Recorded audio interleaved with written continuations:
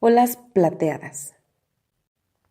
Olas plateadas, moviéndose en parsimonia por la bahía, a la mirada de aquellos ojos ferrosos desde el alcázar. El tironear de la madera, acompañado del vaivén de las velas, balanceaba con sutileza a la embarcación. Su embarcación. El sol se reflejaba en las saladas aguas mientras cegaba gaviotas cuyo aleteo era tan molesto como la arena en los calzones. Sensación que le recordaba que todos continuaban en tierra, una tierra que ansiaba ser abandonada a la suerte, porque de suerte para los perros quedaban las sobras.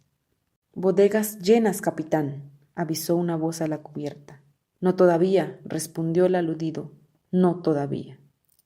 Fumaba de una varilla de pliego artístico y femenino, y es que debía serlo, porque la malnacida hierba fue jodida de robar en aquel callejón a deshoras, en donde una misericordia podía enterrarse en los riñones y fuera luces.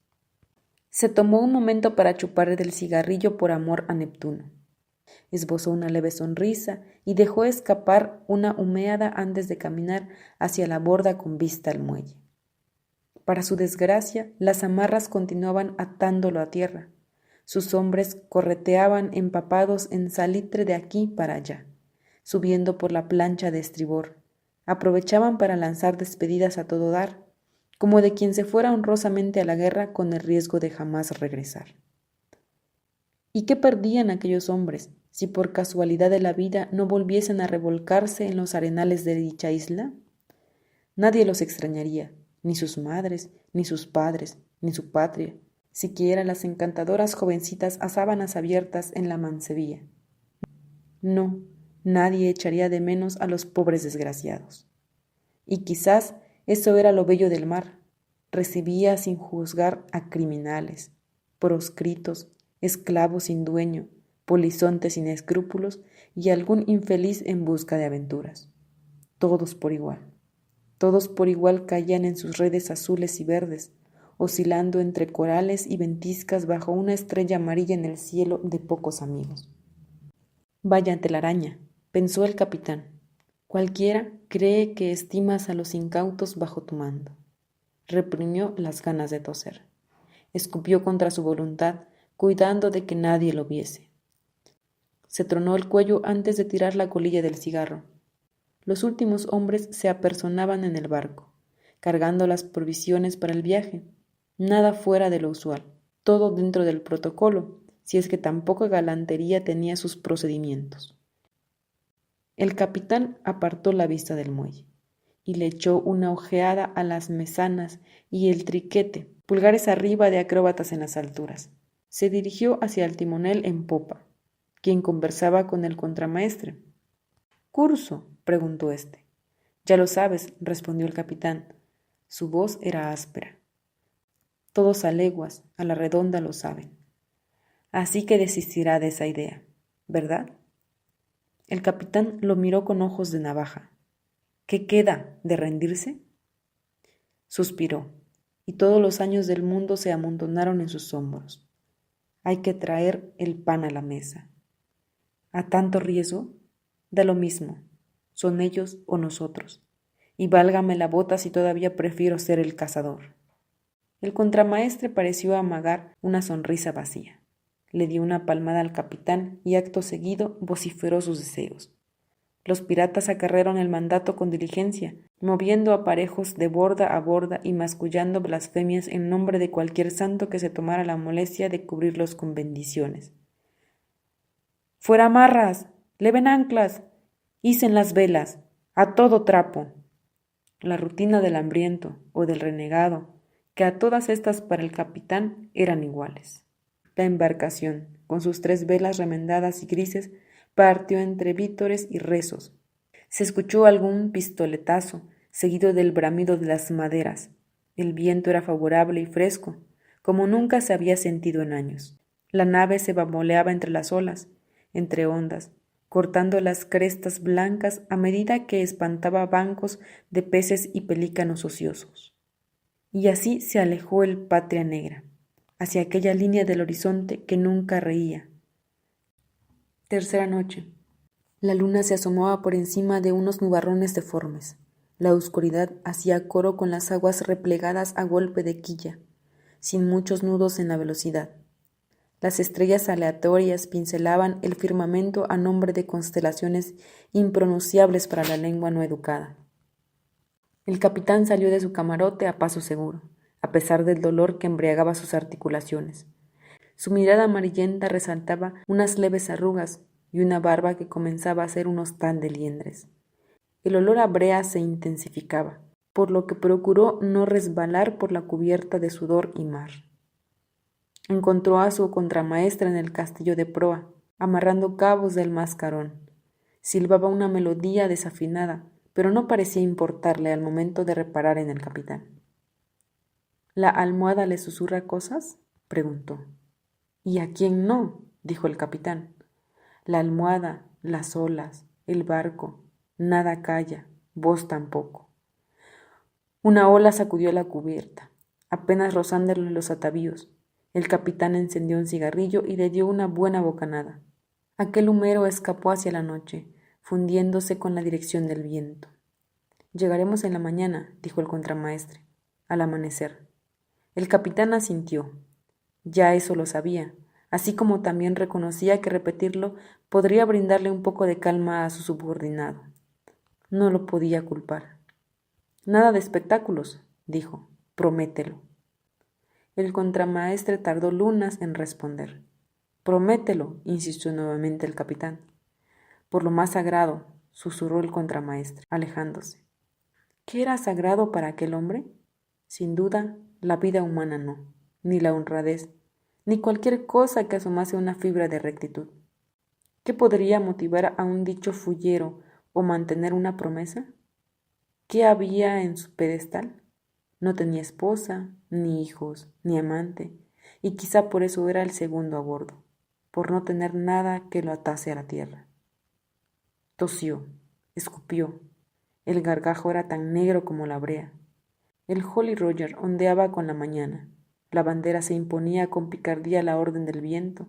La calavera sonriente y el par de tibias saludaban al nuevo día, mientras la tripulación reanudaba sus quehaceres al ritmo del coleteo grumoso de la brea. No eran los únicos. 2 urcas a los costados truncaban el paso, escoltándolos con recelo y agitando las marcas de un imperio. «Los tenemos a tiro», susurró el contramaestre a su capitán. En su voz no escapaba signo de compasión. «Abrir los boquetes y ¡bum!». «Ellos contestan y a dormir con los tiburones», dijo el capitán. «Sus hombres lo aceptarían con honor. ¿Por qué no usted? Yo no valgo su honor». Desde las otras naves se escuchaban indicaciones dirigidas al timonel. «Haz lo que te digan», dijo el capitán. Caminó un poco toqueteando la madera de su barco y sacó un catalejo de su chaleco. Siempre le había gustado mirar a través de él.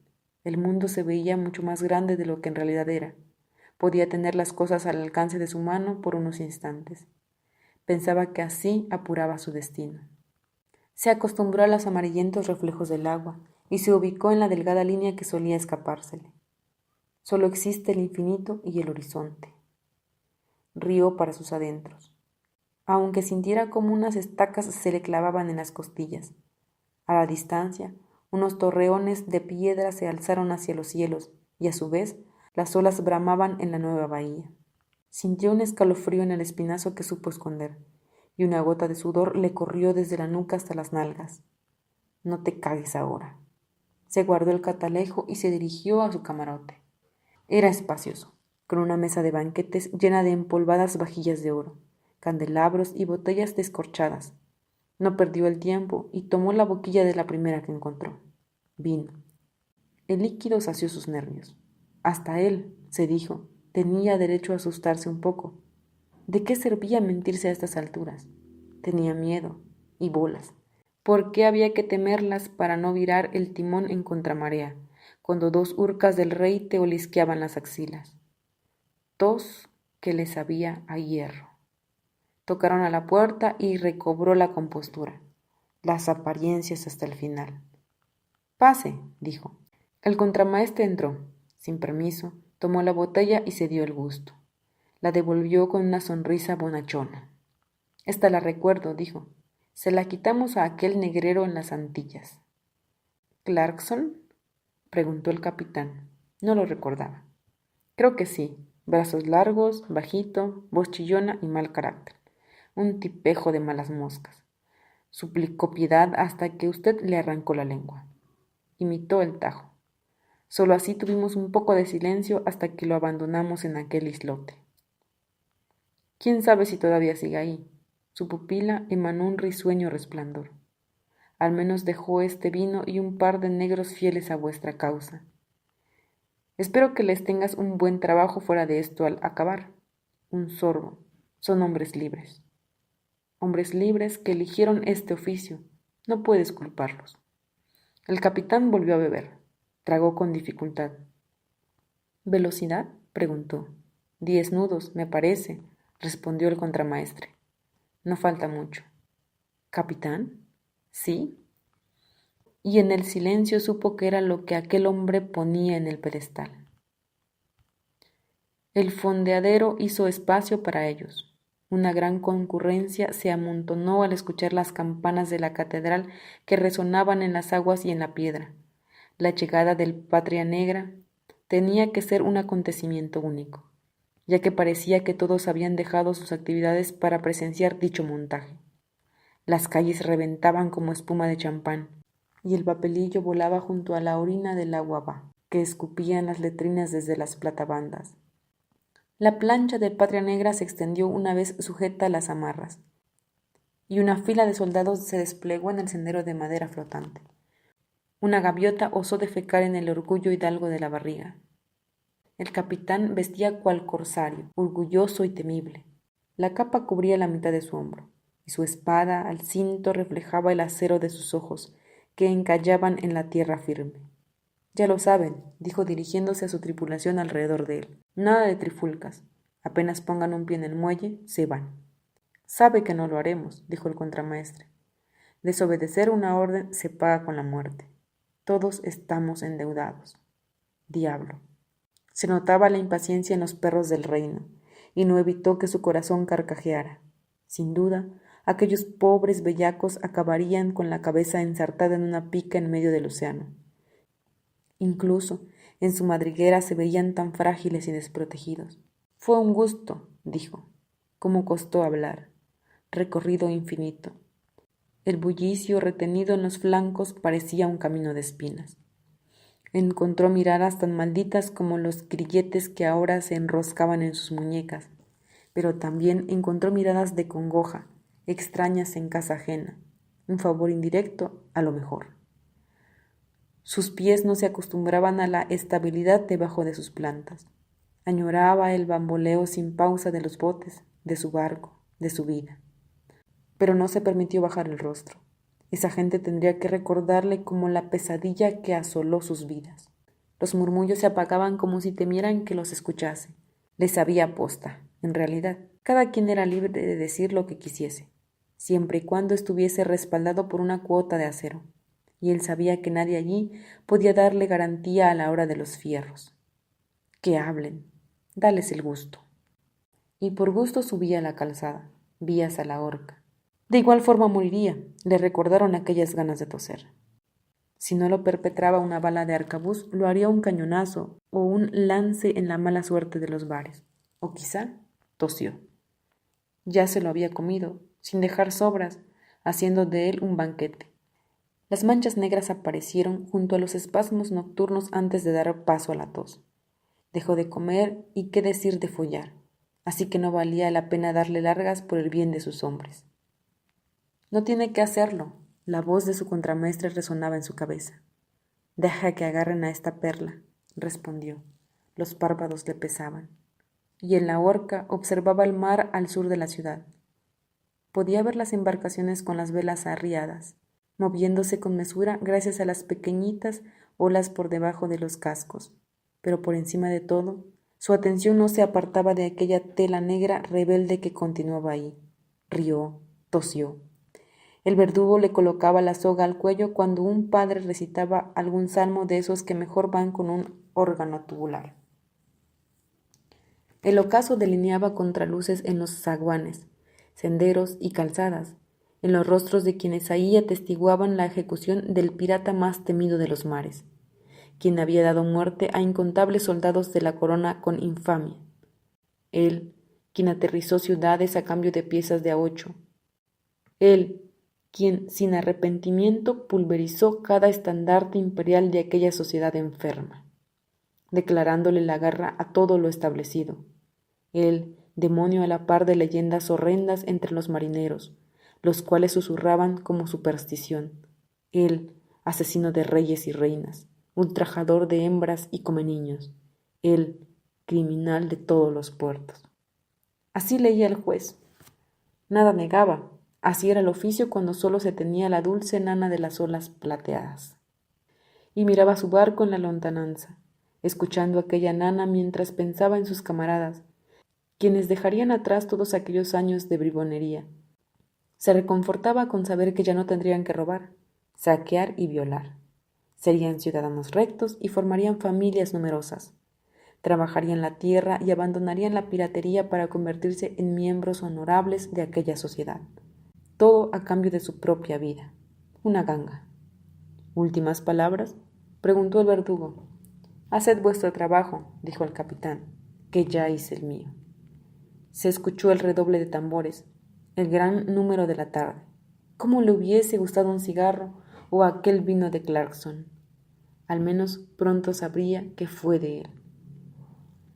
La trampilla se abrió y su cuerpo quedó suspendido. Juego trancado. A pesar del dolor que penetraba su alma, no desdibujó su sonrisa. No era nada comparado con la corrosión que ya lo consumía.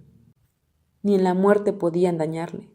Su vista perdía la noción de las figuras en el horizonte. Todo se cubrió de sombras, a excepción de aquella bandera negra que ondeaba alegre y campante, y que rehusaba a bajar hasta media asta.